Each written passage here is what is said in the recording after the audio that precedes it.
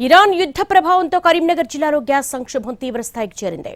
దాంతో టిఫిన్ సెంటర్లు, కర్రీ పాయింట్లు వరుసగా మూతపడుతున్నాయి.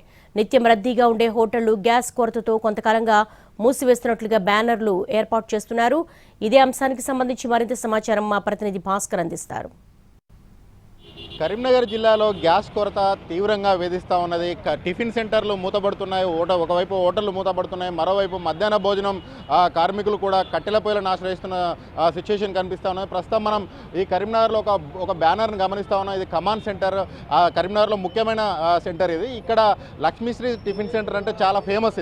ఈ ఫేమస్ టిఫిన్ సెంటర్ దగ్గర ఈ యజమాన్యం ఈ బోర్డు చేసింది మనం విజువల్లో గమనిస్తూ ఉన్నాం. సోమవారం నుంచి గ్యాస్ సరఫరా లేనందున ఈ టిఫిన్ సెంటర్ను బంద్ చేస్తున్నామని చెప్పేసి బ్యానర్ ప్రకటించి మరి కస్టమర్లకు ఒక సమాచారం అయితే ఇచ్చారు. మనతో పాటు ఇక్కడ ఈ హోటల్ భాగస్వామి ఉన్నారు, ఆయన అడిగి తెలుసుకుందాం. బ్రదర్, ఎందుకు బంద్ చేశారు? గ్యాస్ కొరత వల్ల సార్. వేరే ఇబ్బంది ఏం లేదు. గ్యాస్ కొరత వల్ల బంద్ చేయడం జరిగింది. రోజు ఎన్ని సిలిండర్లు అవసరం అయితే? 4 అవసరం. 4. ఎంతమంది వర్కర్లు మీ దగ్గర పనిచేస్తారు? 25 to 30 మెంబర్స్ ఉంటారు సార్. మీరు ఏం చెప్పదలుచుకున్నారు? ఇప్పుడు ఏం లేదు సార్ చెప్పడం, గ్యాస్ తొందరగా యుద్ధం ముగిసి గ్యాస్ ఫ్రీ అయితే ఇవాళ వాళ్ళ పనులు వాళ్ళు అయిపోతారు కదండి. అట్లా ఈ యుద్ధం చేయబట్టి ఇదంతా క్రైసిస్ కృత్రిమంగా ఉన్నది తెలియదు, మరి వీళ్ళే కావాలని చేస్తారో తెలియదు. మరి మాకైతే ప్రాబ్లం అవుతుంది సార్ గ్యాస్ లేక. అంటే మీరు వెళ్ళారా అక్కడికి? డీలర్ని అడిగారా? డీలర్ అడిగినా ఆల్రెడీ ఉన్నా, కానీ అందరికీ కావాలి కదా సార్. మాకు ఒకరు కాదు, మా ఒక్కది కాదు హోటల్, అందరికీ ఇవ్వడం అంటే ఆల్రెడీ ప్రాబ్లం అవుతుంది. మాకు డైలీ 4 గంటలు కూడా 120 సిలిండర్ కావాలి. ఇక బ్లాక్లో అంటే మాకు తెలియదు సార్. ఇక మాకు వచ్చే సిలిండర్ అయితే అయిపోయినాయి.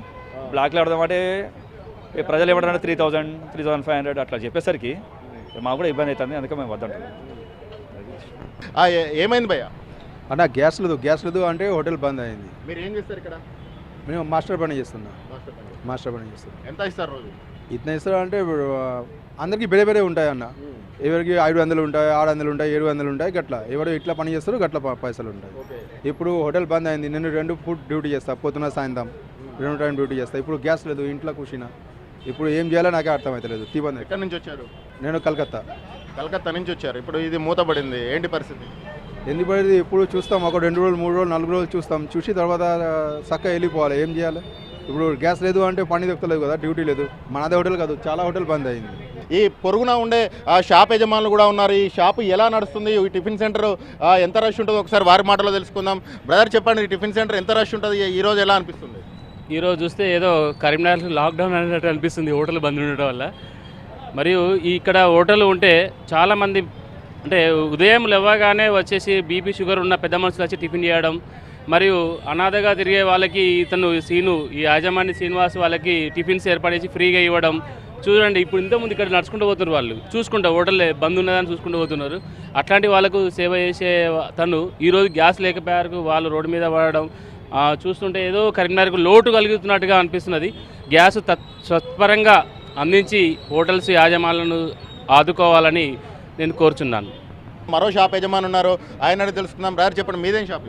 మాది my home restaurant, Anvita hotels. ఈ గ్యాస్ ప్రభావం వల్ల చాలా ఇబ్బందులు ఎదురవుతున్నాయి.